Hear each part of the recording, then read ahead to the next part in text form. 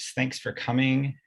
We took these over from The Believer in October when they were beginning to shut down, and we didn't realize what a rescue mission that was going to wind up being. We were really grateful to take it over, but they just got bought out by a content farm and don't know what the future of their own magazine is. They shut down in October, November, at least in print, and then they shut down web serve, like, I don't know, soon after that. But now they don't even own the content anymore. Wow. So we at least have I don't know, the spirit.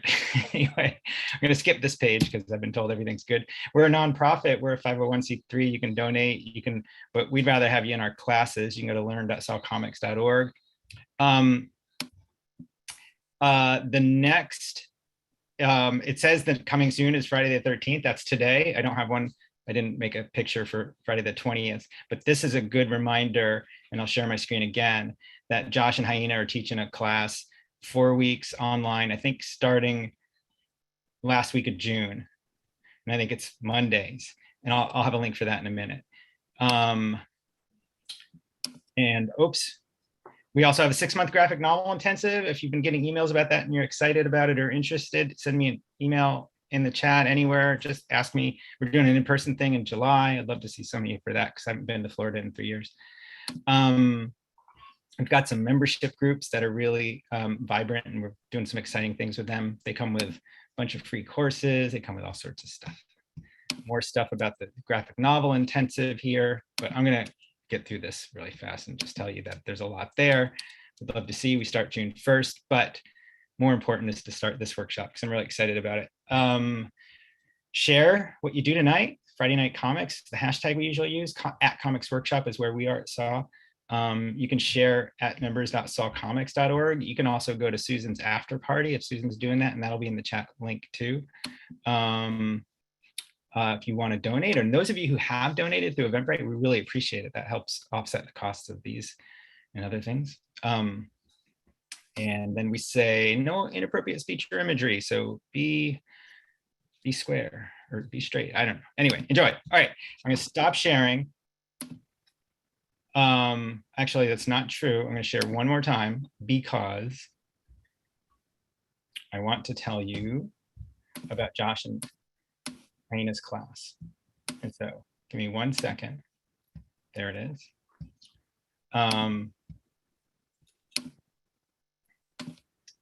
So I'm really excited to have you guys here for a free hour or two, or however long you're going to be here tonight. And they're teaching in, there it is, Monday, June 20th, June 27th, and then skipping July 4th, and then Monday, July 11th, July 18th. This link here will be in the chat in a few minutes, actually really fast, and it's going to be great. So I just hope you like what you see tonight. All right, I'm stopping sharing, and Josh and Hyena, you guys probably know, what I'm going to do is I'm going to blink out of existence, but I'll be here like monitoring the chat, and if anyone needs anything, and if you guys need me, just shout my name. But I'm going to turn my face off and stuff like that. Great, thank you, Tom. Yeah, sure. And just so everybody knows, I expect, you guys tell me if I'm wrong, I expect this is going to go longer than our usual workshops. So take that as you want, and just, you know, and whatever, just have a good time. Usually the ceiling is an hour and a half, right? And we can maybe push it up to 2 hours. We try to end by 8. We almost never do, but like if we get out by 8:15, we're like, we nailed it. Wow. Okay. But you got people now know that it could go long, and you just do what you got to do. It'll be fun for tonight. It's Friday the 13th. It's a special event. Party. Yeah. All right. I'm out of here. Well, I'm here, but I'm just gonna let you guys be spotlighted and all that stuff. And you guys, if you want a particular like iPad or something spotlighted, you tell me and I'll do it. Hey everybody, let's get right to it. Becky, thanks for doing this forum with me. Hyena, excuse me. And I'm going to start off by sharing my screen. And Hyena, do you want to read the prompt? Yeah. Okay. So Friday the 13th workshop, what we are going to have y'all do is first draw a personal symbol, representation, or embodiment of bad luck. If you don't believe in luck, it's cool. But it can be a traditional symbol or illustration, such as a black cat or a broken mirror, something specific to your life and experience, a mythological or fictional character or real person, because they are out there that are bad luck. Yeah, or just a general bad vibe image. Again, if you don't believe in luck, if you're like very against that concept, you can interpret it very loosely. Then we're going to do the same thing, except with good luck. And so again, you can view it as a symbol of empowerment, comfort, love, whatever is the opposite of what you just did. Again, traditional or personal, no rules. Then you are going to draw your own personal good luck charm or talisman, token. What you said, a totem, you said, Josh. I like that word. Can be something you carry or could imagine yourself carrying, some magical power object, your pet, personal guardian spirit or demon, whatever. If you don't believe in luck, again, maybe imagine something that inspires you or cheers you up when things are going poorly, or you read the news on a day that ends with Y. Last, you will draw your own personal curse object. Think of something you would use to hex your enemies if you were a witch or sorcerer or a regular person who goes around cursing their enemies. If you don't like the idea of cursing, you can view it as an aggressive and edgy version of your good luck charm that goes around beating up the bad luck that's trying to get at you. So our basic starting point is a 4-panel template, but can also use the idea as a vehicle for personal narratives, self-portrait, comics, allegorical illustration. Feel free to think outside those boxes, or just keep it simple and do our grid.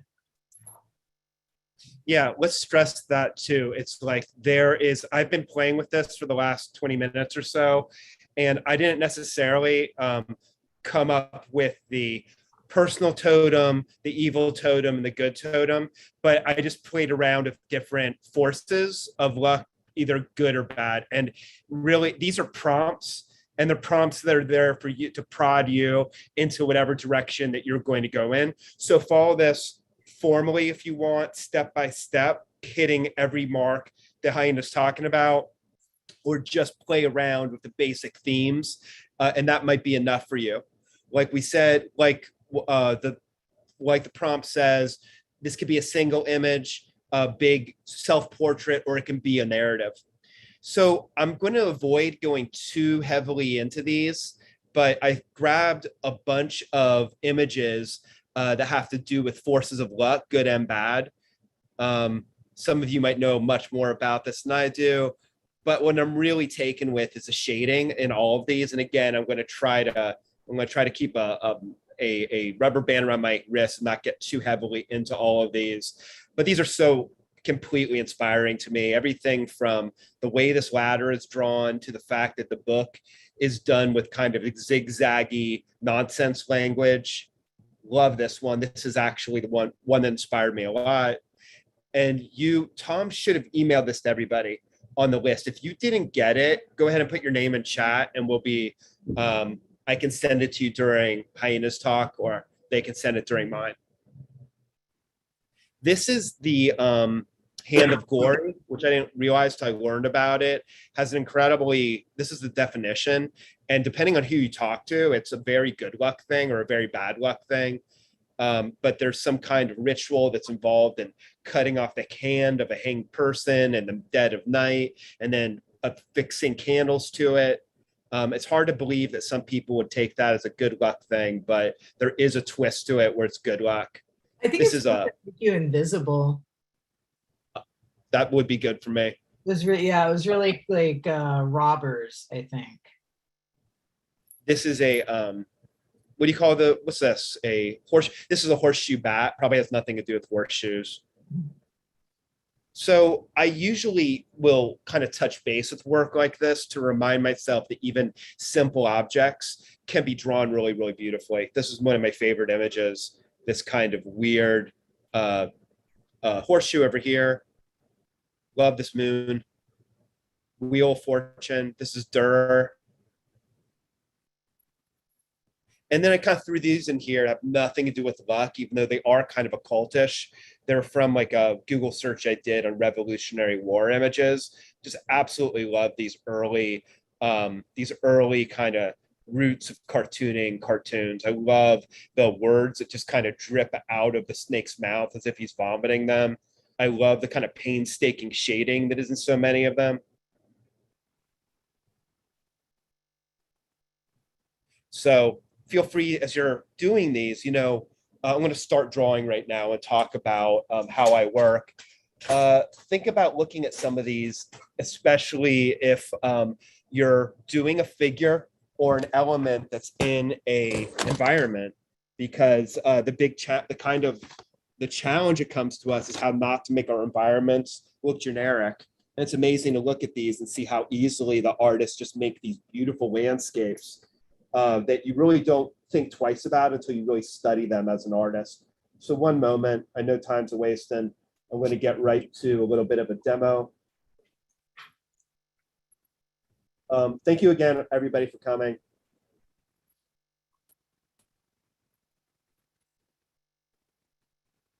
Thank you, Josh. Let us know if you need to like change a screen orient. Oh, you got it. Yep. Good. Yeah, there we go. Okay, we'll see how this works. So I'm going to draw live. We'll do it live. And I started doing this image right before class. I've never known anything about Hands of Glory, and I was really taken with the image. I really loved those snakes. And so I started, by the way, to do a Wheel of Fortune over here, and I made a mistake and hated it. That's the thing with doing art. It's like the more complicated the image gets to be, the easier it is to kind of lose the focus on it. It's like there's enough detail with this image, maybe, for example, just figuring out how to do the scales on the snake. So I started to get very ambitious. I was going to have another snake wrapped around this snake that was going to be forming like 3 loops, so I could kind of keep a pattern of 3s going. And it was too much, which is typical of me. When I first started making art, I feel like the more ambitious I got, the more I was like, I got to show people how complex my thinking is. The more chance there was I'd completely lose my thread of how to do the image. Those of you who've studied art before probably experienced a thing where you've been in a class and you've studied lighting and you become really fixated on how somebody shades a cup. And then when you go back to trying to draw out of your imagination, it's hard to kind of maintain that same kind of focus on just shadows and light. But just shadows and light can really be absorbing. Anyways, what I'm doing right now is I'm putting a Hand of Glory on the end of the snake head. And the pattern that I'm doing here is I often will say to my students that when you're drawing, you can build up a texture. And even before you add shadow, you can start to indicate the shadow just by doing a repeated texture. So I'm really just doing half circles here, the same way that those of you who know cartoon history, if you look at Little Orphan Annie, her hair is really it's a big frizzy mop of massive red hair, right?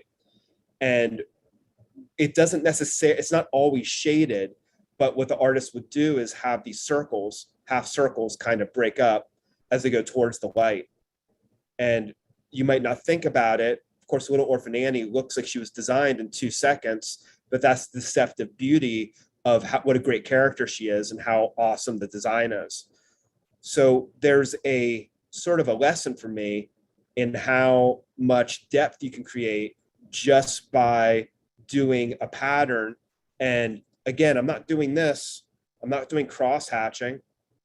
I am now on her shoulder, but I'm still showing light and dark because this pattern becomes more visible as it turns away from the light, and then gets less visible as it gets bleached out by the direct light. So this actually shows a really sophisticated sense of light.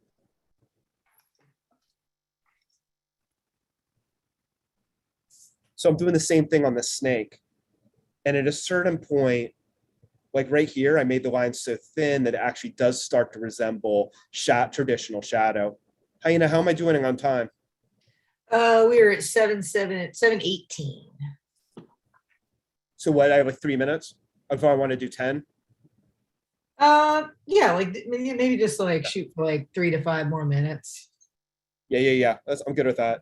So hand of glory is a hand that you can light on fire by putting I think you're supposed to embed candles where the nails are. And that's one of the symbols I'm going to use for my image. Over here, I'm having a lot of good luck, so to speak, putting in quotes, with this Annie technique. And as unlikely as it sounds, I really am thinking about this while I'm drawing the scales.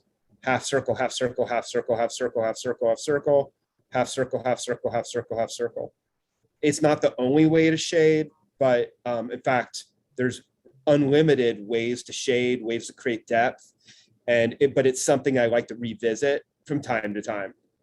I guess this has a lot in common with the kind of Tintin clean line technique.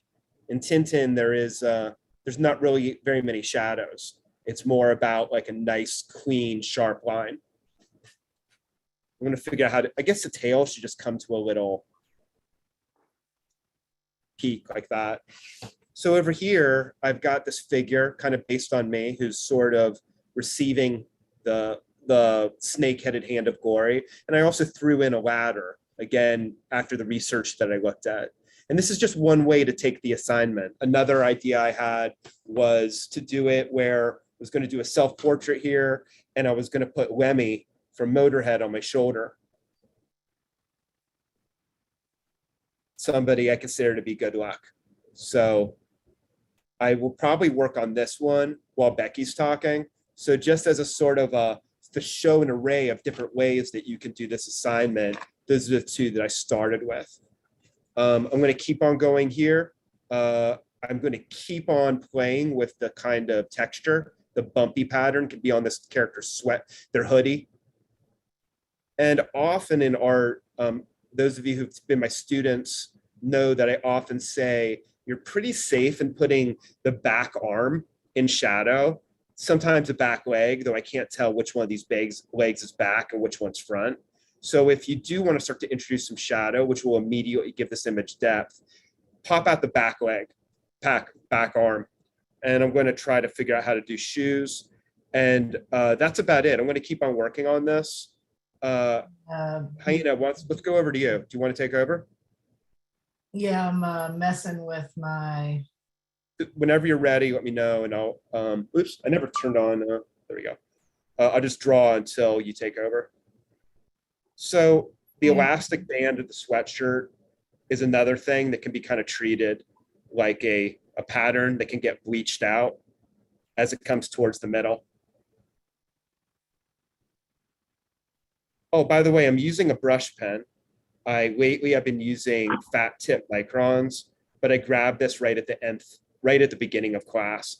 Sometimes I have trouble drawing really skinny shapes like this. I'm doing the strings that go. All right, Josh, I think you need, am I co-host? Sorry, I'm still trying to work out the. Josh might have to stop sharing. Yeah, oh, I see. Yeah, because I can't. Or I can stop. Oh. Yeah, stop me. I can't figure out how to do it. Okay, let's see. Oh, yes, I can do it here again. I'm using Zoom on an iPad, and also it's like way up here. Okay. Stop share. There we go. That looks right, right? All right, cool. We see. You see a page? I'm gonna try again.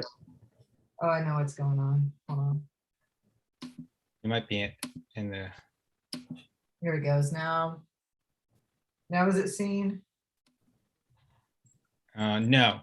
Okay, yeah, I just can't. We've got your what do they call it? Your icon or your personal. Hey, Pete Mejia is here. Hi, Pete. Sorry, let's sort this out and then I'll say, Peter, you're in Georgia now? Just tell me in the chat. I think that might have worked, Hyena. Something just changed on your end, but nope, we're still, oh, Chris Parcells here too. So great when you go deep into the gallery, so many old friends. But now we've lost Hyena. Yes. That, okay, that we got you. Now I can screen share that. Nope, it just came off. The screen share just came off? No, it wasn't even screen sharing. It just was, all I got is your ceiling fan, but that's good. I can spotlight that. Yeah, but I can't, Now we see here. Oh, there we go. well, no, I need to, You need to screen share?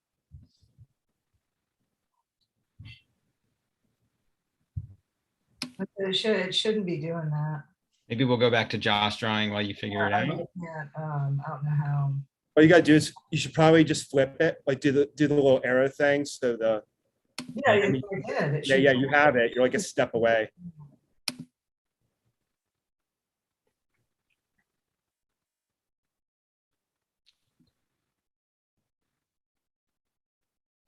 Nice picture. So of when you go to the camera, just figure out where that. Hear me right now, but it's not. I don't know what I'm doing wrong. This is horrible. But meanwhile, if you guys don't, I'll let Hyena work on that. And Josh and Hyena, you can tell me as a reminder, we're drawing 4 different things, a representation of bad luck, a representation of good luck. Hyena, your ceiling fan's back on it. Then a personal good luck charm is the 3rd thing. Then the 4th thing is a sort of hex icon or totem. There we go. Oh my goodness. I'm so sorry, you guys. I'm not good with computers. Some are low tech and some are high tech. It's all right. Yeah, I'm not high tech. All right, so Kinda it's kind of yeah, I'm drawing a hand of glory too because that all of a sudden looked really cool. But just showing kind of different ways of like I feel like when Josh draws, he's kind of like all over the page. You know, and sometimes there'll be like half a thing penciled in, and then he'll you know, start inking before he's all the way decided like what another element is going to be. And so kind of like to contrast, this is like me, I'm very like systematic at stuff. But what I wanted to talk about was that you don't have to be one of, if it's difficult to cultivate the way of thinking where you're like, okay, well, I know what my line thickness is going to be. I know where my shadows are going. Or just being able to figure it out on the fly, which obviously based on that camera mishap, I'm not very good at. Kind of my approach to doing the same thing is I think in outlines. So I'll just create almost like a coloring book type image where it's just all the same lines. And I've tried to do it other ways and it's just, you know, faster for the way I think this way. And so, but once I do that, then I'll actually go back in and once it's on the page and I can see it, and normally I'd like ink all this, but I don't want to take up too much time doing it. So I'm going to build up form kind of as an afterthought, or not really as an afterthought, but you know, that's just the next step of the process. So you can break it down into kind of like these factory style, like, okay, well, we do all this first and then we do all this first. Like if that's an easier way to think, which for me it is. And one thing that I was thinking about showing y'all earlier today was the way to, you know, starting from this line drawing to kind of like pop out the form. And sometimes people will, you know, you go to art school and they're like, all right, well, where's your light source coming from? It's like, okay, let's say it's coming from there. But I'm never married to that as like my light source. Sometimes you have to like lie to tell the truth in art. And so I'm adding these kind of like little chips of shadow where there's kind of planes or lines that intersect. I'm gonna add it, thicken the bottom of this like strap that I'm drawing over the t-shirt just so. And then again, you know, under that arm, maybe I'll do one there, under the t-shirt. And I might thicken this line just because that recedes. thicken that leg back there. With like back legs, I always like to block like a good part of it out, just to, make sure everybody knows what's what. And again, like under the chin, gonna do one there. I usually do one like under the ear. But then say, okay, so this is our light source, but then, let's see, what have I drawn? Yeah, I start getting to stuff that like I want to pop out, but it wouldn't really make sense for there to be a shadow. Like it wouldn't make sense for there to be a shadow right here if that's the light source. But I'm going to lie and say there is, because it helps create the illusion of like this thumb kind of like indenting on this hand of glory. And again, like maybe weight that line, weight this line, and just give it like a little bit more bulk. And then again, if I was like drawing this, on my own time and not on video, I would definitely do all the outlines like one single width before I even started messing with, thinking about what else to do with it. But it's just, like you can't, like sometimes I'll try to draw like, okay, I'm going to vary my line weight as I go along. And it just always seems like arbitrary to me. Like whenever I'm making up something on the fly, like it just doesn't make sense. Like there's this line weight makes no sense. The way I did the rest of it is I'm just gonna continue doing it my weird, like systematic way. Hey, Hyena, what kind of brush pen are you using? Somebody's asking. This is a Kuretake, I think it's like a Fudanesco versus Fudanesque or something like this. But it's like a medium width. It's real similar to like the zebra pens. It's just like kind of like a felt, variable width. So you actually get like some pretty, you can go as thin as that and as thick as that. I think they run about like $3 a pop. They usually last me, at least a couple weeks of drawing like, for 8 hours a day, every day. And I press down really hard, so I like ruin pens incredibly too. Yeah, so this, yeah, I don't know if I've got much more to say about that system. I think Josh and I had decided that we were both going to do our short demos and then kind of open up the floor in case anybody had any specific questions they wanted to ask either one of us or both about technique or how to do this or what about that, et cetera, et cetera. So does that sound good, Josh? Yeah, absolutely. And if nobody has a question, we can just both demonstrate another technique if you're good with that. I want to know if this hand of glory is going to get her away from this crocodile. Is that what that is? Or is that just a slimy thing? Well, oh, it's kind of a slimy. That's kind of my, in my weird personal symbolism, usually draw like bad stuff is this just big oozing black. Yeah, it comes from being like a person that I can say I suffer from mental illness, right? That's not discrediting in any way.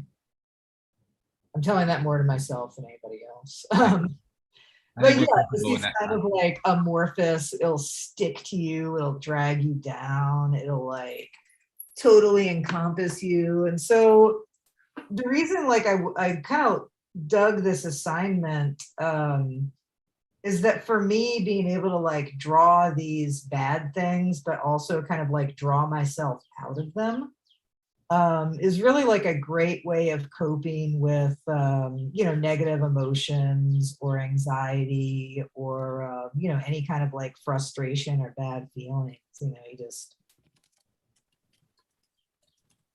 kind of like mythologize it and then have yourself like fight off those demons or those bad things. That's a nice idea.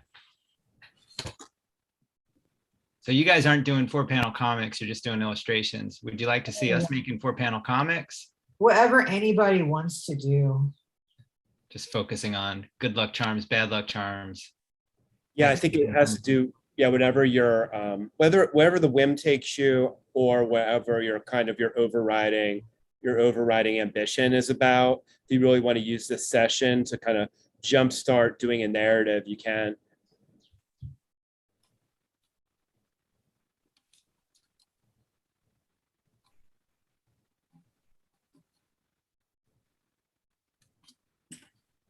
Felix has a question. It says, with these drawings with lots of different elements, what are you doing to highlight or center the main character?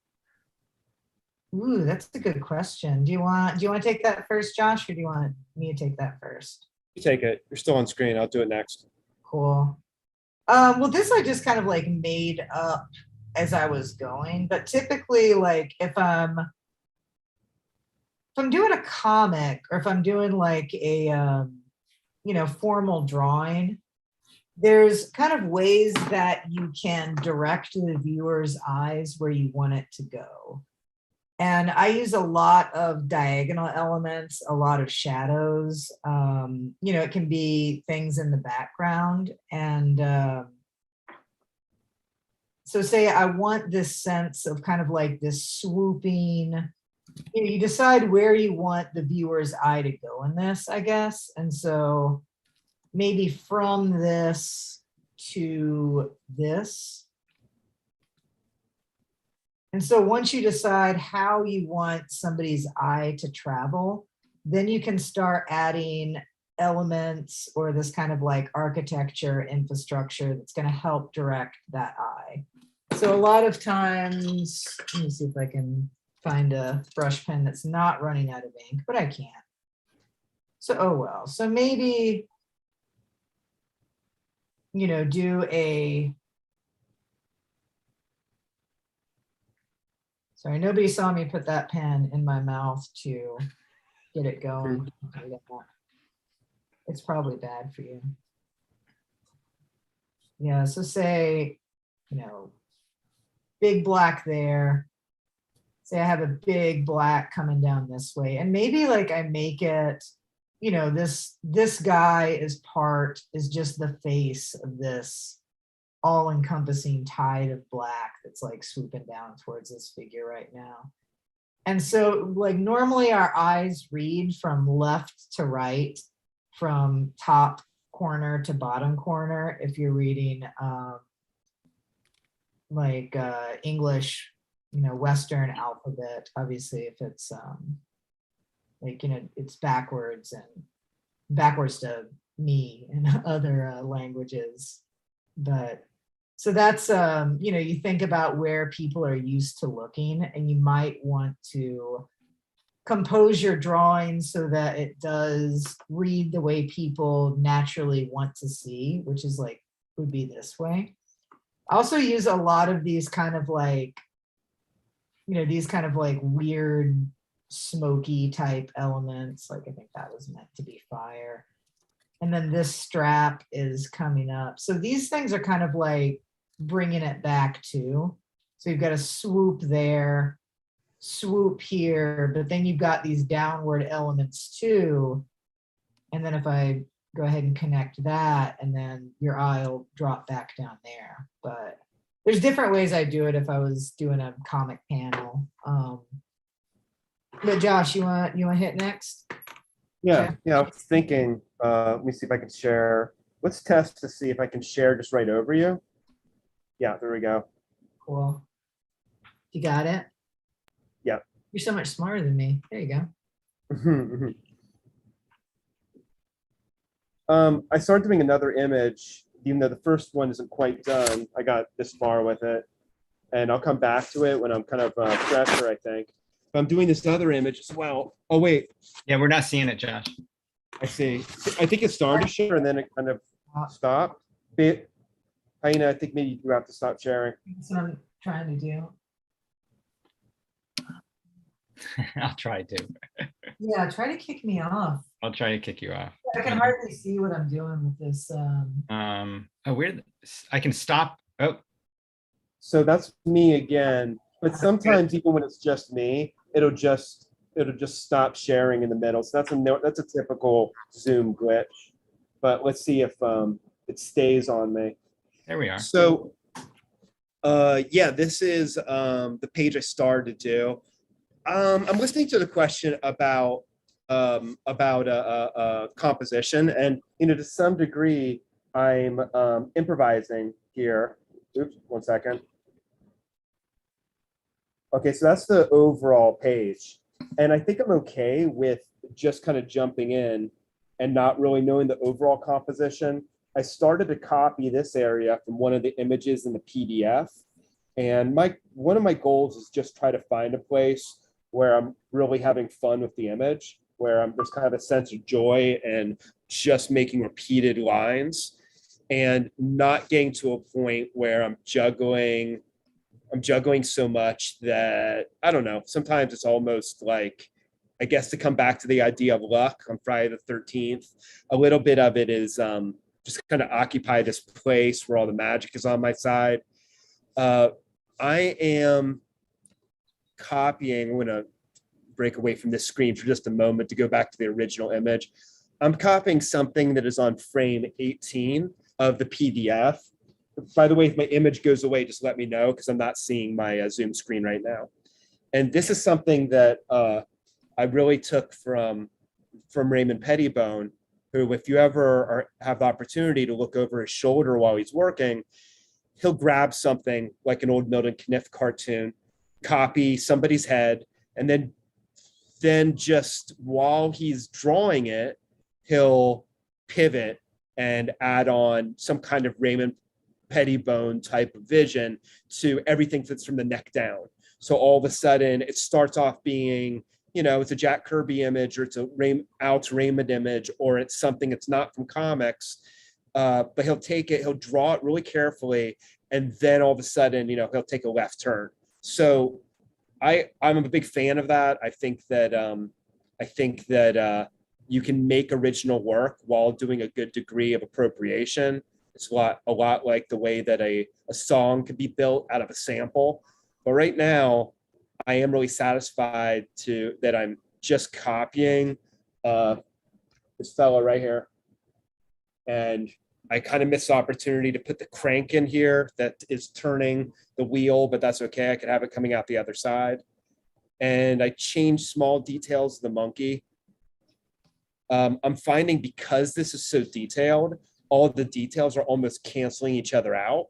Like nothing is any more one important than anything else. So when I'm done, this image is going to be like a very circular image that's right here. And the more detail I make, the more it reinforces the circle here. So this little pig demon guy is sort of obscured, and this gives me a chance to kind of improvise the body a little bit.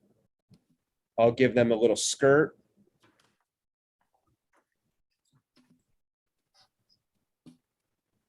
So you know what I mean? It feels like there's so many images here. They're going to end up being very, very eye-catching, but actually there's so much going on in this area that it's like they all kind of cancel each other out in terms of importance, and you sort of don't get too focused on any of it, and just kind of read it as a circular element over here on the right, especially if I balance it out with something equally intricate over here.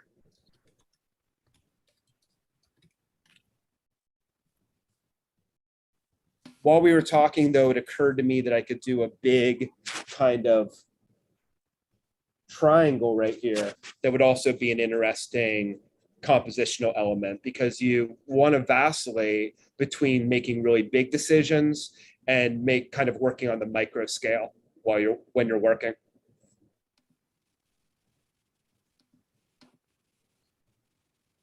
And the tool here is really telling me a lot of how to do the work. What you can do, by the way, Hyena and I were talking about the best plan for getting you to send your work so we can share it during the last part of class. I know this is a very short time period in which to expect people to finish stuff, but I'm going to put my email, and Hyena, you can put yours down too. If you want to send me your stuff, the way that I normally do it in my classes is I'll just open up the emails and share from my screen. That way you don't have to hold stuff up to the camera. So Send me your work. And my email is joshmbear@gmail.com. Don't forget the M. Hyena, what's your name? Hyena how? Yeah, at Gmail. But it's probably better to send it to you because you're for the purposes of sending in Zoom. But they can like send to both of us at once. Well, you're not worried about crashing your, like filling up your box too much or anything. No, I'm not worried about that. I'm worried about like it'll take me 5 minutes to figure out how to like go from Zoom to email because basically an 80-year-old person. Hey, Josh and Hyena, there's a question. Chris says, it's really interesting to me that we started with an idea-based prompt, but most of the conversation has been about it is drawing and design. Is that the way into writing comics for you, drawing first? Does visual richness drive everything else? You want to take that first, Josh? Yeah, it changes. I think you get in any way that you can. I do, as a teacher, I'm very much about doing, and planning is great, strategizing is great, but you know, I'm really big on imparting physical skill, valuable, measurable skills on people. Not that, you know, planning out, strategizing from a writing standpoint is also, you know, valuable. But yeah, my emphasis tends to be on technique. And something that I say to my students over and over again is I just can't stop talking about rendering. I come from, you know, looking at the stuff that's in this PDF. It's all one of the reasons it fascinates me, all this imagery with all this amazing shading, is because there are skills that were really denied to me when I was first trying to, you know, enter school. And then you'd look at even people who whose careers weren't based on draftsmanship, like Guston and Jackson Pollock. And then you look at the work they did as students, and it's this very traditional traditional artwork that really valued representation and traditional skills and shading and kind of getting that stuff out of the way. And I didn't have those skills embedded into me. And as a result, I kind of learned how to shade and other skills that are kind of more fundamentals that are very old world until I was really a lot older. And so it's never going to be second nature to me the way it would have if I think I'd had those things ingrained into me from the time I was in high school, maybe. And anyway, that's my answer. Yeah, I flip a coin between whether, you know, what strategy will get you into the work most, whether it's a clever idea, an interesting concept, a conceptual concern, but usually I come down in favor of, you know, of rendering and trying to figure out a rhythmic way that I can render over and over again. And I like to look at other people's work because I feel like everybody knows more than me. I think it is about half and half for me. It depends on I mean, I draw to tell stories, I draw to communicate. And you know, even my, you know, non-comic work is like very, very narrative oriented. But you know, there's sometimes I think it's like can be a real push or pull. Sometimes you don't know where you want something to go until you just start drawing and sketching and like develop, you know, getting that visual idea. You know, and then sometimes you have a story and then you visualize that story, or you have an idea of an image that's how you want to communicate a certain thing. And then you sit down and draw it after you already have an idea, or you have a script, or you have everything planned out. And I've found that I work the best and most efficiently, and I'm able to stay more engaged in my work if it is kind of like a push-pull process where, you know, write say I'll do a script, and then I'll do a few pages at a time, and I'll do thumbnails for say like 20 pages, sketch everything out, thumbnail it, everything out. And I'm rewriting as I'm doing that, as I'm drawing the things, like other things might suggest themselves to me, other directions, other, a gesture that I sketch out real fast might determine what I want a character to be saying, or might take a scene in a different direction that I didn't envision when I wrote it. But going back and forth is also, it's like you never get too sick of one thing. It never turns into a slog. So if it's like, if you don't have any ideas off the top of your head, I always just sit down and draw the first thing that comes to mind. And if I have it's like if I have ideas and it's already, like then I sit down and I write it. And I'll just go back and forth between the two. I think in this time frame, like it's easier to talk about techniques than it is like to talk about more abstractly a writing or a personal visionary like process. I think is why we're more, when we're teaching these kind of workshops, we're more technique oriented, because that's actionable intelligence that you can take and go do things with. The end. If people want to share their work by putting it up to the camera, can we do that? Absolutely. Either or, yeah. Let me just check my email to see if anybody sent anything yet. Awesome. Yeah.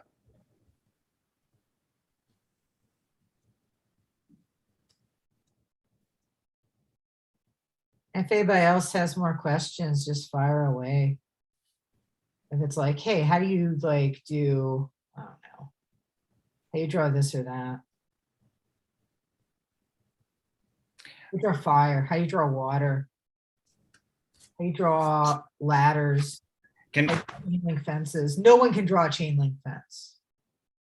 Oh, so Ruth says, how do you draw water? You know who I steal from? That one? I steal from Craig Thompson for water. Mm-hmm. You definitely always have to steal from water, because water doesn't look like anything if you just like look at it and draw it from life. The water that's in the PDF towards the end, there's a political cartoon that has like the best water I've ever seen. I mean, my trick for water is that usually I tell people, draw water as if it is latex paint. Like it's kind of, I'm still sharing, right? Yes. Like it's latex paint, like that's like frozen in, sorry for a second, I gotta grab my Apple Pen, there it is.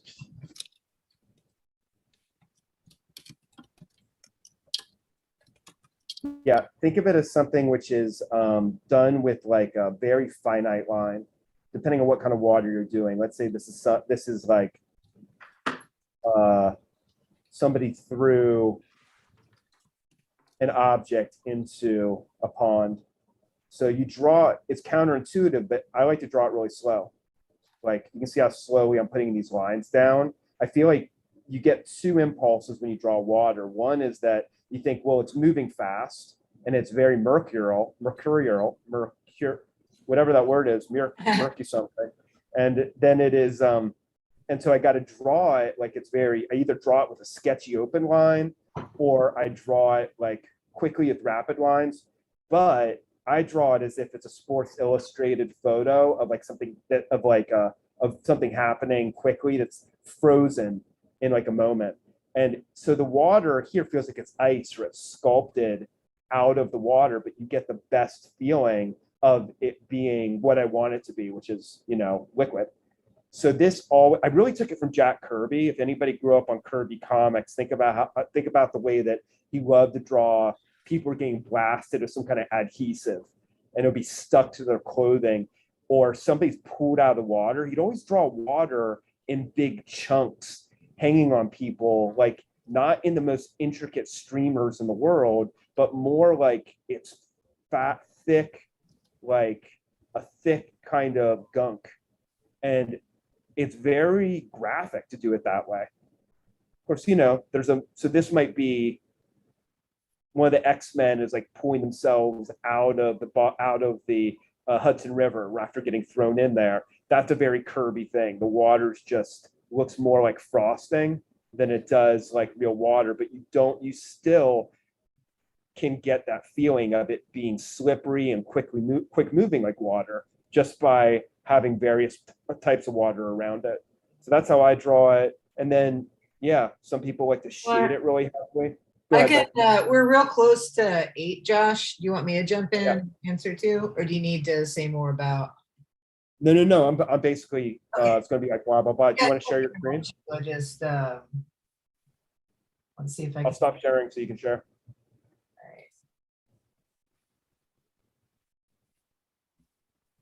All right, do we see me at all? I'm working on it. Let's see. Meanwhile, no, we still got your icon, the picture of you, maybe with a dog or something. I'm not sure. But in the meanwhile in the chat, I'll say that Lou says that they look at Titian prints for water and clouds. Dave Lasky says he looks at Frank King drawings. Oh, Oh, I wow. think Hyena's on, so I'm going to actually spotlight that. Oh, I'm back. I'm Yep. back. Yep. There you go. All right, so I just had to do like a big water scene too, and it was like the ocean at night, which is literally the worst. And so what I would do, say this is like a flat body of water, and that's my shoreline. And so I've always have to like kind of sketch it in first and be like, all right, so these are the kind of like, that's the ocean coming up on the beach, like doing like oceans do. Then I'll do, okay, I want, a little bit of foam, kind of like oceans do. And then kind of just real loosely pencil in, like say like that's our light source that's causing reflections to come out. And so I almost always do water with a brush pen because one Christmas I really messed up my hand rendering water with microns. And so it's just quicker this way, but I kind of just make a series of dots like that. And behind these waves to kind of like push them forward, I might make that solid black and then make some foaminess there. And underneath the wave, try to get that. But what I find with stuff like, it's good to, for me at least, to pick a mark that I'm going to use to make this texture and just stick with it. And as I'm going farther away, these are going to get a little bit, smaller little dots. But you can see how doing this like ad nauseum, eventually you get this texture that looks like water. I've seen like, I look at a lot of old kind of like noir comics for things like, they'll have puddles and they'll have like the reflection doing stuff like that. Where you might have like a character standing over. But it's like, yeah, almost always like rip off somebody else for water because I don't know if anybody's like intuitively good at drawing water in black and white. Side. Yeah, and eventually, and then make it darken by the horizon. Yeah, I need to order supplies. Look at this garbage.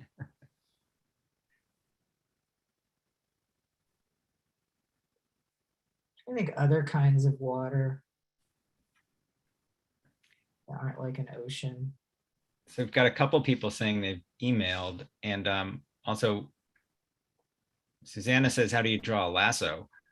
And also, wait, I want to go because I missed one. Also, Deo says, how do you plan lettering in comic layouts when you're thumbnailing? Ooh, And, that's a good one. A Nikki says lasso. Eisner nails water. True. Okay, I think I covered it all. Here's. I don't, I should know the exact knot to how to do a lasso because I live in a place where people do that. Kentucky. I mean, they don't really, it's not like cowboys. It's just like people in 4-H go to parking lots and like lasso hay bales and stuff. Like there's there's like things like that. It's, country. So I guess like if somebody had the lasso, they'd be holding it. Like you've got your rope would not necessarily be a circle, it'd be like that. And then you'd have some slack, and then the lasso would be like in the background because he's about to fling it. Or they, it's a genderless, gender ambiguous cow person right here. That's how we roll. Cowboys are for everyone. And what was the other one? Oh, lettering. In thumbnails, I actually most of the time write it all out because that's the only way I know I have enough space. I'll defer to Josh. Has a really talk about mercurial. He's a very mercurial lettering system that's constantly evolving. It's interesting to me. It's a question about how extensive do you make the lettering in thumbnail, or is it like the question about do you do just enough lettering to be sure that you can fit it in when you go and reconfigure your thumbnails into a final page? What do you have what was the question like focused on? I think that was it. Just how do you think about it when you're thumbnailing? How do you plan it? Yeah. I can, hold on, I'm still screen sharing, so I can just grab.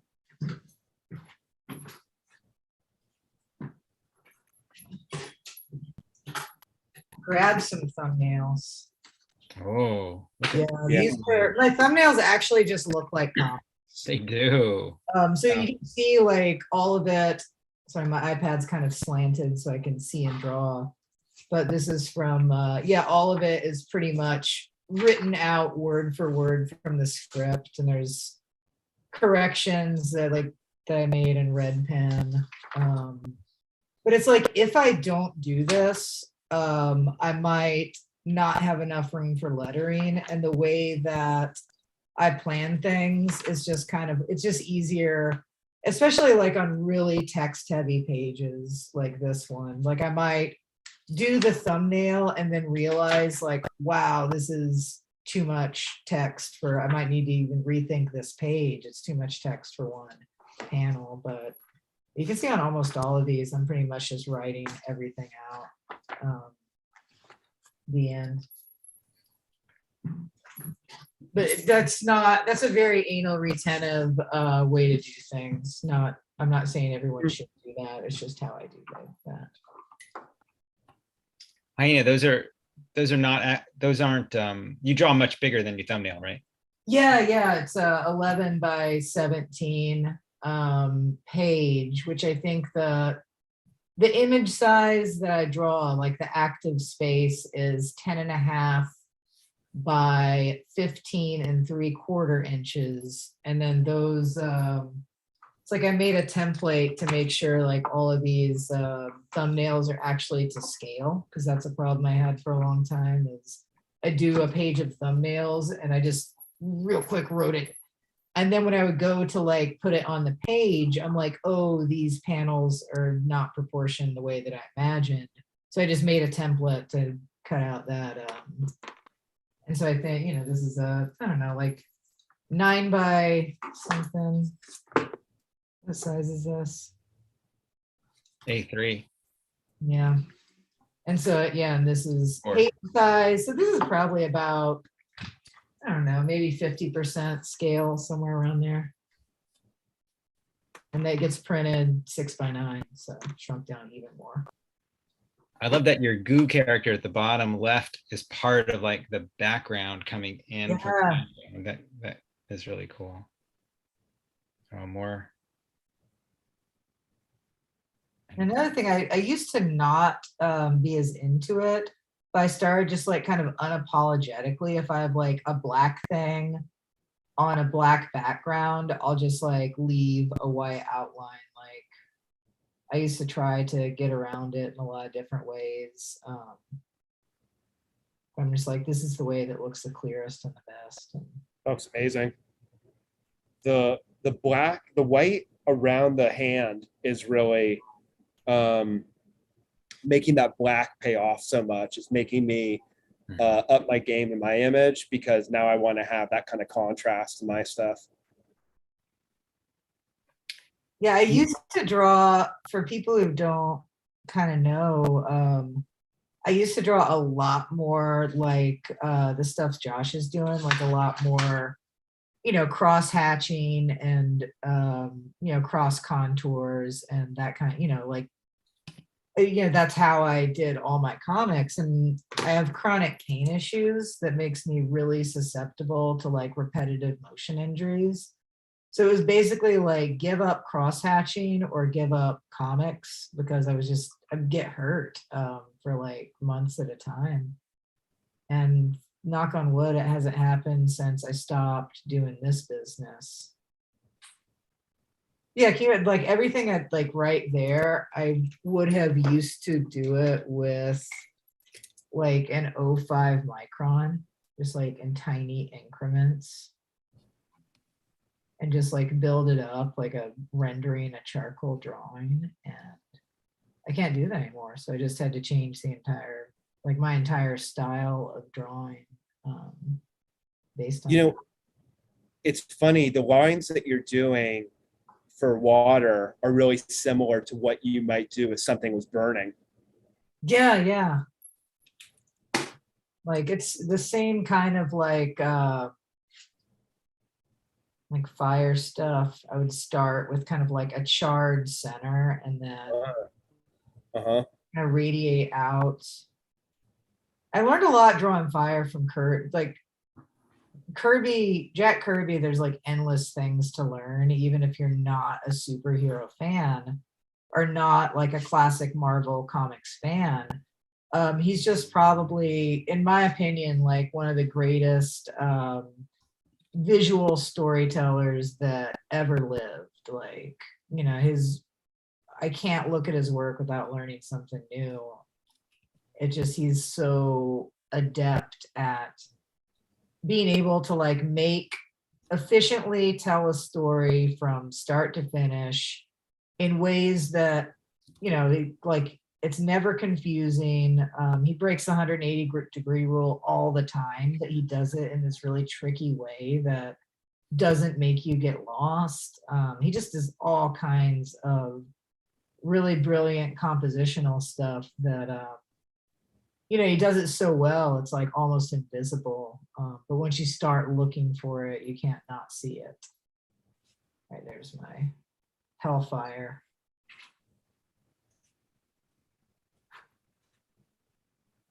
What about, do you want to switch to Josh? Do you want to screen share some more, Josh? Let's You getting some emails, Josh? yeah, I got a few. Let's go ahead and I'll share this screen. Yeah, let me stop sharing. So, okay, cool. It's no longer a disaster. I don't feel bad about myself anymore. Oh, cool. This is from Kay Santiago. I love this wash. This is great. Nice. Oh, it's great.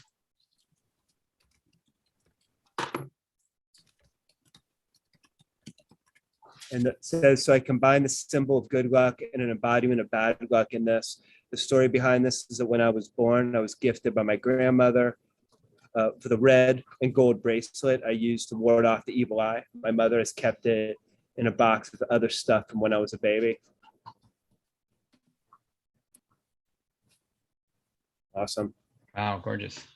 Yeah. Look, I love the, it looks like it's in a sketchbook too, from the side of this. Oh, that's really cool. It's really Yeah. cinematic.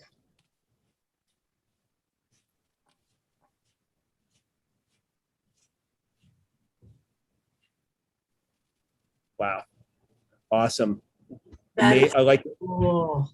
I love the energy of this character. I love the way its character's arm is like so like it's like real. It's like all velocity. It's just like so smooth and doing that classic cartooning thing where it's just like reduced to just one big sweeping form. And I also love that it's on black paper. Bending anatomy to an action is something that I credit Kirby for teaching me too, where it's like, you don't have to draw these stiff anatomically correct figures. If you want to draw something dynamic, that's when you have to like lie to tell the truth. You have to lie about anatomy to tell the truth about the energy. This is a really disciplined drawing. It's like, I mean, I'm assuming it's on paper and not digital. I love that they busted out their straight edge and really like painstakingly did these burst lines coming from the impact in the sword. And yeah, it reminds me of, I feel like, is there something in the tarot deck about isn't there something of like with the higher arcana cards is like a tower being struck by lightning? That's what it reminds me of. You actually have my tarot cards. Yeah, when I was looking for reference, a lot of tarot stuff started to come up. Oh, it's so cool. I could look at it forever. Cool. Michael, I recognize this even before I that as yours, even before I saw your name.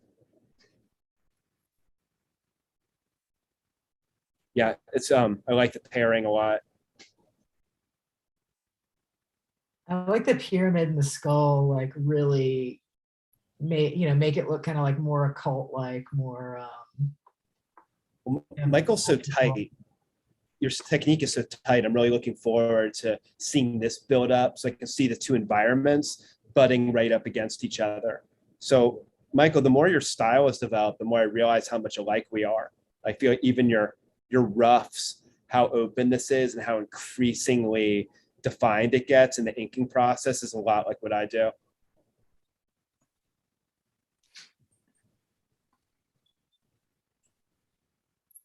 It's fun. I like seeing this from the standpoint. Oh, cool. Oh, wow.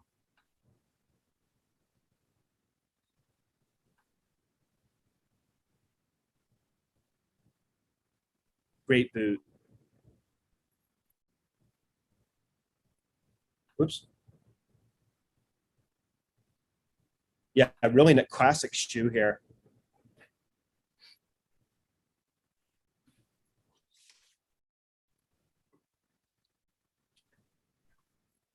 Oops.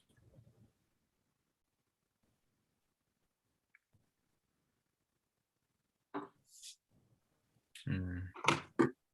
What's this? It looks like it's on the back of some certificate. Is it like a coupon for life? So it says value life, and on the other side it's like human life won this coupon. This coupon would not cheapen human life, guaranteed. Totem of protection, justice, and strength. These are lovely. Love the hands. Love like the structure of the bodies. It feels like, the gun, right? You're probably not a gun lover, and I'm not either. And it took me.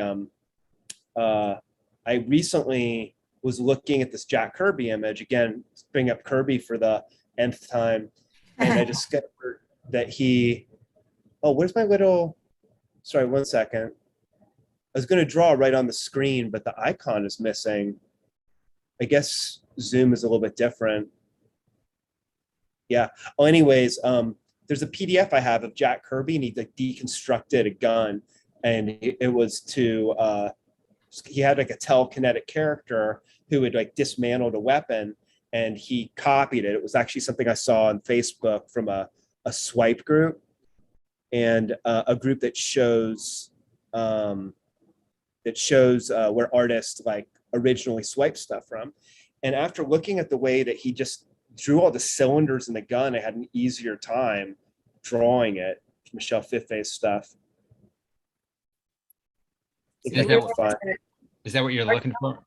Our time is Yes. at 8:12 right now, Josh. I'm just showing real quick. So Oh, there's the gun, and this is actually the original resource set, because you can see, look, this part and this part, the trigger. There's it's exactly, it's exactly him copying it. So it makes you think, like, you can see that when he shows people who are holding guns are often a little bit less specific than this. But I feel like his understanding that it's a bunch of cylinders he put together. There's horizontal there's cylinders that go this way and cylinders that go this way, and you can kind of make it up more. It's made it a lot easier for me to make up guns. wow. Is there anybody who just wanted to hold up their work to the camera? I think I saw a few. I think we might want to, if anyone wants to hold it to the camera, let's do the zoom hand, which you'll find in reactions. And I know I thought Marina from Sydney had her hand up. I think it's Marina. But anyway, we have Tom, Brian, and Lori and Mishka. So let's go down that line. Are you guys ready? Because I'll start spotlighting Josh and Hyena. I'll start spotlighting other people, and then so they'll turn up on your screen all of a sudden. All right. All right. Cool. There's Tom. I took this really literally when the suggestions came out, and then the lessons went really kind of, more, this is what I would do with my character if I was doing this, but this is like bad luck charm, broken mirror, good luck charm, buck. This is my personal lucky token, find pennies, and then red feathers. And this is how I curse people. So, I love it. so real simple, easy. Okay. It's awesome. Done. Great watercolor technique. Yeah, this is actually using watercolor pencils over each other. It Oh, blend real cool. nice if you use multiple colors. Awesome. Yeah, they kind of have almost like a gouache-like feeling. Yeah, it's fun stuff. But it was just real cartoony, not really fine art like you guys were doing. No. I don't do fine art. All right, we'll go to Brian next. Thanks, Tom. Those look great, I think. Oh, Brian's got a, let's see, asked to start video. There we go. Hang on. All right. Okay, let me see if I can turn this sucker around. Oh, there it is. So you kind of inspired me with this. Oh, cool. Oh, cool. I love the Prince symbol. So yeah, that's kind of a little, I've been getting back into mythology again, so a little combination of things. I've got to finish this other arm because I got an idea for that one, but lucky, pretty much, pencil, imagination, kind of take me away. I don't know. Is death really a bad luck symbol, or is it something that changed? I don't know. It's both. But, It's everything. yeah, it's right. It's everything, because you're leaving behind some stuff that you wish you wouldn't, but then again, maybe it's something greater than beyond that. Who knows? But so yeah, that's kind of where I went with that one. I kind of like that the one hand is unfinished. Like I always draw a lot of like just missing hands or missing limbs, and that's like a personal symbolism to me. So it's kind of like it could be like indecision or feelings of like powerlessness or like invisible, like you can't even conceive of this power. Yeah, Definitely. yeah, I like that. I'll go with that. I'm done. See, you just saved your work. There we go. Well, we'll go to Lori. Thanks. Thanks, Brian. Let's see. Thank you. Lori is here. Okay. So here are my two. Wow. I love it. So the bad luck thing, that's just like my fear and anxiety. And then the good luck one is the courage to overcome that fear. Yeah, and I like how symmetrical they are. They look like such bookends. like the body language on the one on the right is almost like an hourglass, and the shape of the X on the left are very opposite. Or maybe they're the same. I guess that's kind of like there's kind of like an X to her body language too. What's the name of that kind of scary European children's story? It's like there's a kid with nails and stuff. His hair Humpfenfester or something. I've never heard of this, but I need to know about it now. That's the hair because I think the character's always scary and their hair is always sticking out, and the image on the left reminds me of it a lot. They remind me of a lot of like tarot imagery too. Like there's this very like emotion, just you look at it and instantly, like the body language is just so good. The framing and like atmospheres are so good. They're both just like very good at communicating what they're saying. Oh, thank you. I was kind of inspired by tarot with the one on the raft because it makes me think of that one card. Yeah, I think I probably have it in my mind. The wands where they're looking. And I know which book you're talking about, the German children's book, I think, where the kids do like really, they're naughty and bad things happen to them. And that's a good one. A couple of people putting that in the chat. So that looks worth looking up. Actually, I don't know that. Cool, Lori, thank you. We'll go to next, and then we got Susanna, Michael, Pete, Katie. All right. I'm a bit of an outlier tonight because my drafting is not that of others, but I was inspired by the chat. People were talking about red being an unlucky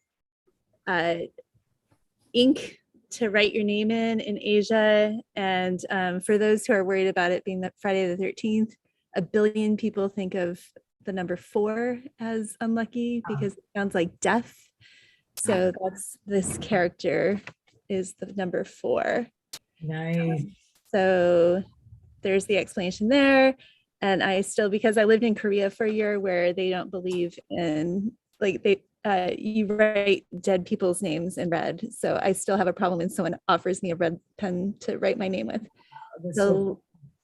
But then confusingly, you wear red to weddings for good luck. And rainbows, no one will be surprised, are my lucky symbol. And for an unlucky charm, I tried to draw a smushed snail, which in 3rd grade made me barf up my strawberry breakfast. Wow. I love it. Such a good, like, I'm trying to think of what it reminds me of, like, just real, like, illustrative, but also, like, not afraid to be like, no, I'm going to, like, write out the explanation of this. And it's like a good, like, push and pull of, like, like, wall of text, like, this is a book, but then here's this, like, vibrant, like, illustration. It's great. We can go to the next person. Cool. Thank you. All right. Appreciate it. All right, here we go. Susanna, you're on. Hey, Susanna. Hi, I'm unmuting. Can you hear me? Am I unmuted now? Yep. Okay, as usual, I'm very slow. So I only have one of them colored in, but this is a whiny cowboy. And the whiny cowboy is my bad luck symbol, which is why I was asking Hyena about how to draw the lasso. Because this is the whiny cowboy who's obsessed with individualism to the point that the eagle, who's right here holding a coronavirus, and the breaking a syringe that's the vaccine, breaking it in half. And it's kind of way like literal, but it's also very reflexive of the region of country I live in. I'm in Colorado. The eagle's holding the coronavirus. These are supposed to be mountains. And the bad luck is the whiny cowboy breaking the syringe. I don't know how to show how whiny the cowboy is. Oh man, that's perhaps his own comic. The whiny cowboy is his own character. He needs to expand. Totally. Thanks, Susanna. Thanks. We'll go to Michael next. Michael, then Pete. Okay, here we go. Good. Hello. So first, I found a penny in my pocket. So I drew this, oops. I drew this lucky penny. And below, I drew an outcome, which is a lucky parking space. Nice. Then over on the other side, as an unlucky omen, I drew an unlucky crack in the sidewalk. And below that, I drew a man's shoe slipping on a banana, which illustrates an unlucky pratfall. I love that it's omens and outcome. I love the cause and effect, or like the narrative like force of that, like kind of causality. Yeah, like what good is an omen if it doesn't have an outcome, right? It's not an omen then. Right. Thank you. Awesome, thanks. Okay, we'll go to Pete. There we go, Pete. Hey. Oh, wow. That's so cool. Yeah, I wasn't sure if I got the, I came in late, and we were talking about good lucks and bad lucks, and I think I just started thinking about that Tex Avery cartoon with the unlucky black cat giving advice to a white cat to do unlucky things, and I don't know, my mind just went on cartoon mode, and I wasn't sure if I got the, the assignment right, but this is just a thing I just threw out really quickly. We said at the beginning, there's you can do the assignment very formally and like go through every single hit like every mark, or you can use it as a sort of a general prompt and just take it in the direction that you want to go in, and both are pretty legitimate. Okay. Yeah, just it reminds me so much of like cartoons from the 70s and like Garbage Pail Kids from that era and stuff like that. Oh yeah, that's pretty much what's my Basil Wolverton, Garbage Pail Kids. That's a bit of my that's totally my jam. But anyway, that's what I was able to crank out really quick. This guy was just a warm up. I don't know, it was just. And by the way, so a few people more people sent stuff to my email. So after we're done with people sharing on the screens, I'll go back to that as well. Okay, Josh, we'll do Katie, Jamie, and then Mickey, and then that'll be it for screen sharing, and then we'll go to your screen. Thanks, everyone. Okay, thanks, Pete. Thanks, Tom. Sure, let's go to Katie. There we go. Okay. Mine is extremely cliche, and I'm okay with that. Excuse me. My bad luck is definitely Friday the 13th. And this is very cliche, but Friday the 13th, 2020 is when sort of the world changed in March. I'm a teacher, and we completely shut down. And here we are, 2 years later, and I finally got COVID like the rest of you. So I have COVID now, so congratulations to me. But my life is completely like scheduled, like calendar all the time. Like I live with this calendar. There's always something going on. My husband is a glass blower, and he's supposed to go on a trip this coming week for the first time in 2 years to sell his art. And it's like, oh my God, everything's up in the air. So that's sort of the bad luck, like the Friday the 13th. And I know I'm not like calling the ambulance or anything. Like everybody has had COVID but me. I'm like late to the party. So I that's haven't had it yet. Did you lose your sense of smell? No, I am eating like a mad woman. I'm so hungry. So, but then on the flip side, I am super Irish. So I'm just, my dad passed away several years ago. I've been using what do they call them? A dip pen. Oh yeah. That for the last. Is a hairbrush yours? It's amazing. Yeah, and I'm just flying at a hairbrush. I'm just like playing with the dip pen for the last couple of weeks. You're great. It's like Ben Sean.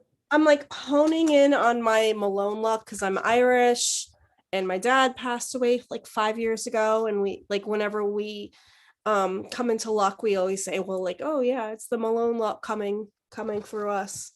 So yeah, sorry to be cliche and sentimental, but and late to the party with COVID, but that's where I am at right now. Yeah, well, congratulations. I'm finally getting there. Thank you. Finally getting COVID. Your line is amazing. You know Ben Sean's work? S-H. No. Oh, yeah. He's great. You might recognize it once you see it. And he's one of those people who has the blotted line, like I guess, he's not obviously not alone. Warhol had a blotted line too. Yeah. But Ben Sean was like one of the masters of it. Oh, cool. Yeah, that's sort of I've been playing around with that and just embracing the ink blots and everything. What is his name? Sean? Ben, Shahn. So Ben Sean, like Sean Cassidy. Okay. And he was great because it's in the chat. Oh, great. His career is like, he had one of those careers where his stuff is in the modern wing of the Met, but he also did illustration. And, there's always a division between illustrators and fine artists. Right. When you go back and you look at the work he did, it was always really high end. He'd do work for Form and Meaning by Sartre, or he would do a cover, he would do something for the New York Opera. It was always super high culture stuff. Oh, cool. I'll check it out. Thank you so much. There's a Ben Sean Haggadah too.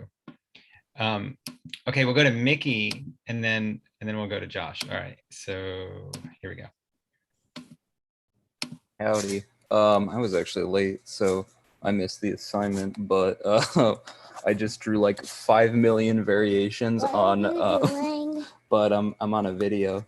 I drew like 5 million variations on the Ukrainian Marxist revolutionary Leon Trotsky, who took part in the Russian Revolution. But actually, I just wanted to show off my Bayer comic. What is that? Thanks for joining us. I didn't know Trotsky was Ukrainian. I didn't know that either. You know what? We forgot Jamie.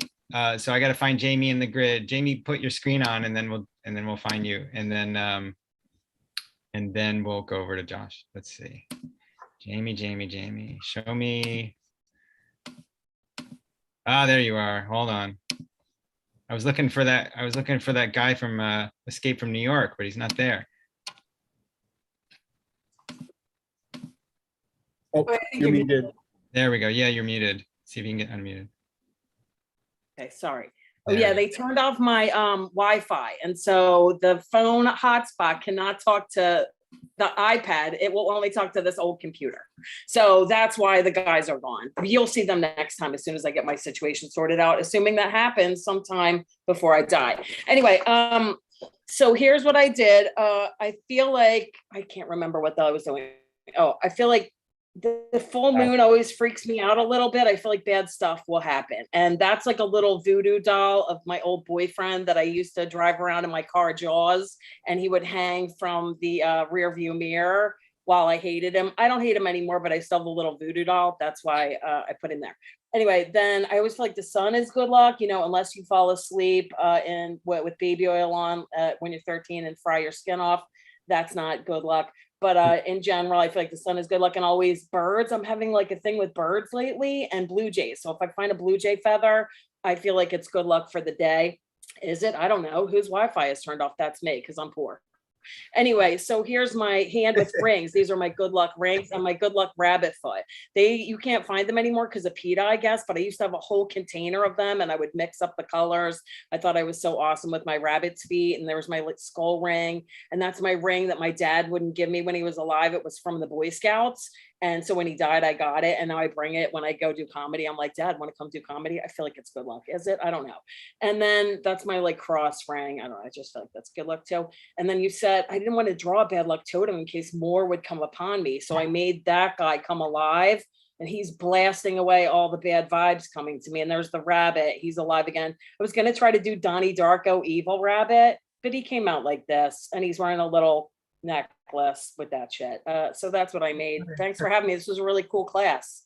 Happy Friday the 13th. You too. You should it looks beautiful. You should have like some title at the top, like Friday the 13th or Good Luck Bad Luck, something like it would tie it all together. Okay. Okay, I'll do that when I get back from work. I got to go back to work now to try to pay the bill to get the Wi-Fi back on. But thanks for having me. Okay, bye. Awesome. Thanks Thank so you. much. All right, Josh, you want to go to your iPad now? Yep. Let me see if I can find that in the, to remove Jamie. Here, Zoom, share, screen, start broadcast. Ah, gotcha. Yep. All right, it's working. Charles, awesome. Bad luck is good. Your misfortunes are gain. Not good is always bad. I love what a narrative this is. Charles, you did this all in the from the beginning of class to end, huh? Yeah, it just started. And then it just started rolling, so I tried to squeeze it all in. Bad luck is a rare gift. Sir, how are you doing? I'm free. After I lost everything, I found a place of great exhilaration.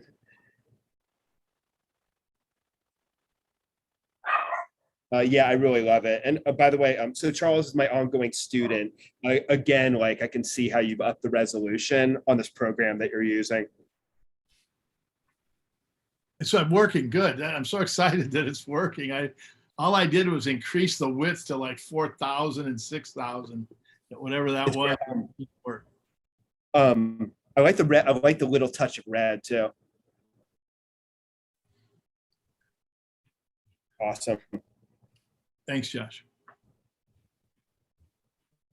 Wow, this is so good. This is like kind of the opposite of some of the other pieces we've seen where it's real. There's a lot of control and how far back we are from the image. Like there's all this nice, like it's like a John Ford composition where there's all this nice negative space around the images. Yeah, I was gonna say it's really cinematic the way that it's framed, like very intentional and really has a lot of atmosphere.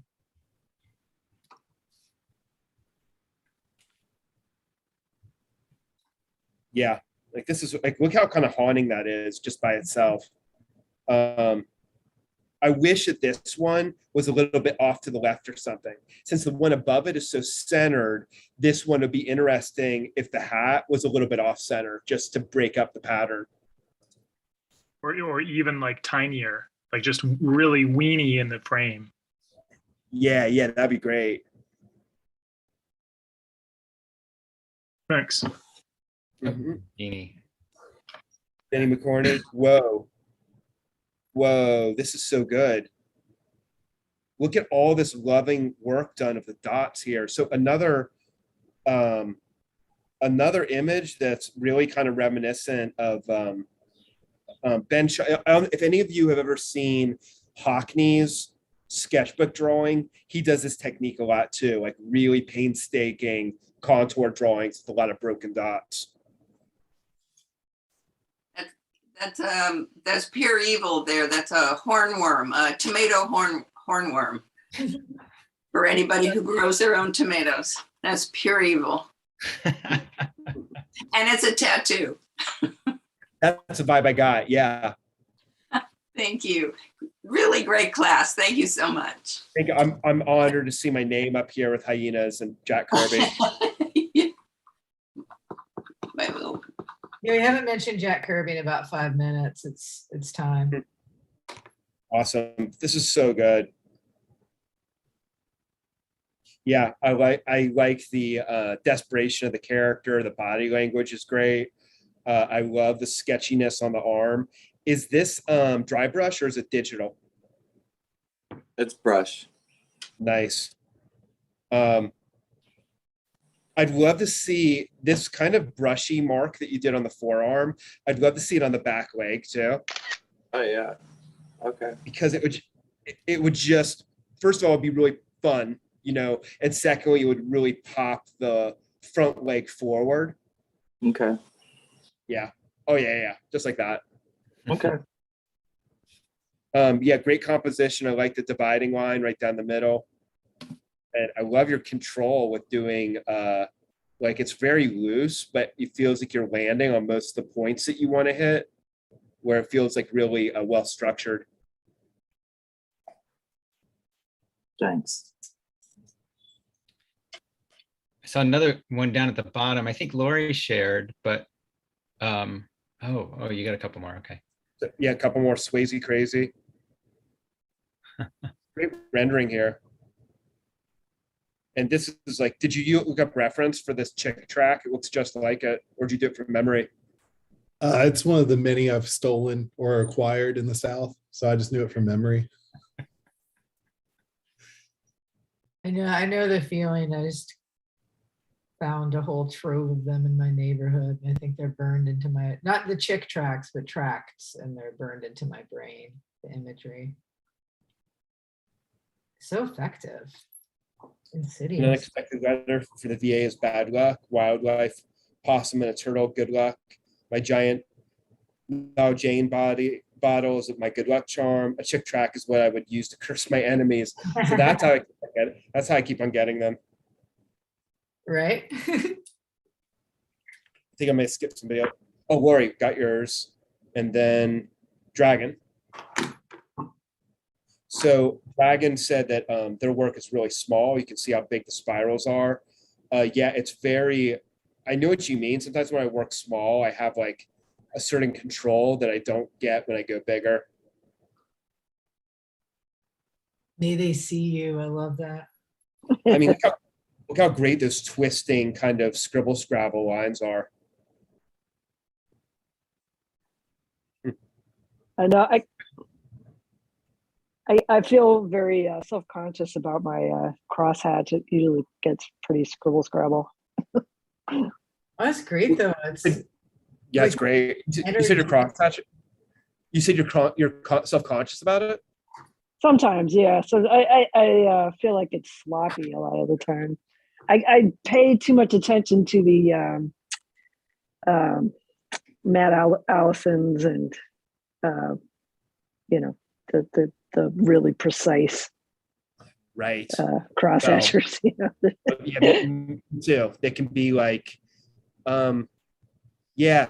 There's so many different. It feels like last night. If anybody was in my class last night, I was teaching this scribble technique really extensively, and I was telling one student that they could go like right under the form and really spread out the scribble, and that might be a nice thing to do. I feel like it serves all the same purposes that really dense specific cross hatching does.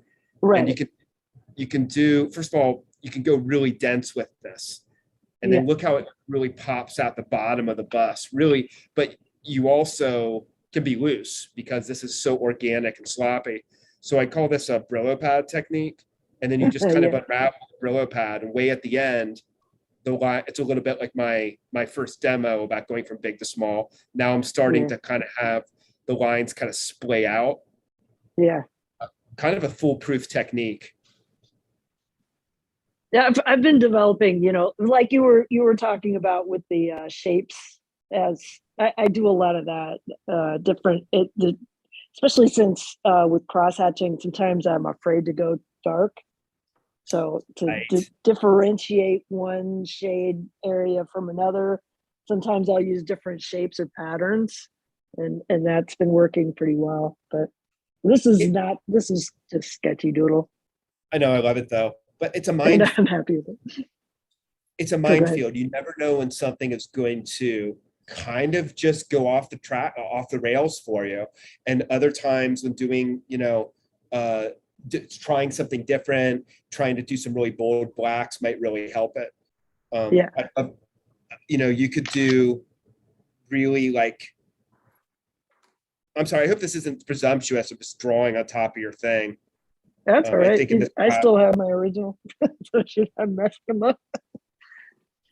The last few weeks in my other class, I've been teaching a lot of what I call black slashes, stuff that you see in Bill Malden's work, and Minot's, the European artist, and a lot of the kind of hacky mainstream guys. They just love the blacks because they bring your eye right to the image. And it's amazing that people get really savage with it and kind of do abstract blacks that don't necessarily make sense. Right. So this makes me feel like I can draw anything because your evil eye or hex object is already so specific. It plays off of these like slashy lines really well. So that makes me feel like there's almost no way I can mess up, but then I actually messed up my drawing tonight. So it's a balancing act. Right. Beautiful drawing. Well, thank goodness we live in a time where you can just save every little step. Like I'll do a scan when I'm happy and then keep going. So I don't feel like I can mess it up that way. I'm all about YOLO for my drawings. Like if I mess it up, I'll just draw it again. You know, either it's like, okay, well, that's just like how it ended up, or if it like really bothers me, I just like start over. I'm very much like, it's a very like performance in the moment. Like when I'm done with this page, I'm done with this page. And this, you know, I don't make a lot of revisions because I embrace failure. It's my friend and teacher. I fail a lot. But I've learned to fail faster. And so then you learn faster. I love it. Dale, love this image. I love the ticking clock mechanism inside of it. It says, I wanted to convey the idea of bad luck being part of the natural cycle of life. Highs and lows come and go according to the unknowable clockwork of the cosmos, always in balance, even if we can't see the whole system in play. I love that. I feel like a lot of people are kind of on the same page with these like Buddhist sensibilities about the order of things, the balance of the world. It's a good way. It's a good way to look at things when the uncertainty of life is unveiled as transparent as it is right now. So somebody wrote me yesterday and I was complaining about how when I was a kid, my parents would like they'd really encourage me to destroy my comics. And somebody wrote, do you mean like with like a Buddhist mandala where you're supposed to build this thing and let the ocean like take it away at the end of the day to kind of learn about the impermanence of life and not to hold on to things? And I was like, I wish. That's kind of sounds really positive. And the idea stuck with me all day. And then I feel like so many people in this meeting are talking about the same kind of concept.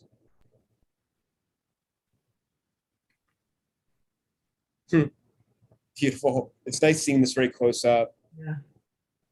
What time do you teach at 9, Josh? Because right now we're at 8:45. Yeah, and I got another. We should probably wrap up. We should both go. Everybody, is there anybody that I skipped? Am I looking at this and missing anybody who sent me work? This is what you're in charge of. This is because I would not. Looks okay to me. Okay, everybody, thank you all so much for joining us. Thank you. Yeah, let's everybody, unmute for a moment and just say thanks. And Josh and really Hyena, thank you so much. Thank you.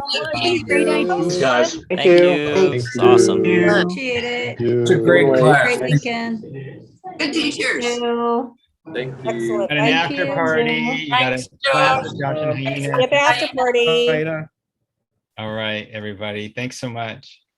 Hey, thanks for having us, Tom. It's so much Yeah, fun. we'll catch up soon. Yeah. Bye, friends. Look how beautiful. Bye, All right, we'll end on that. Bye, everybody. Thank you.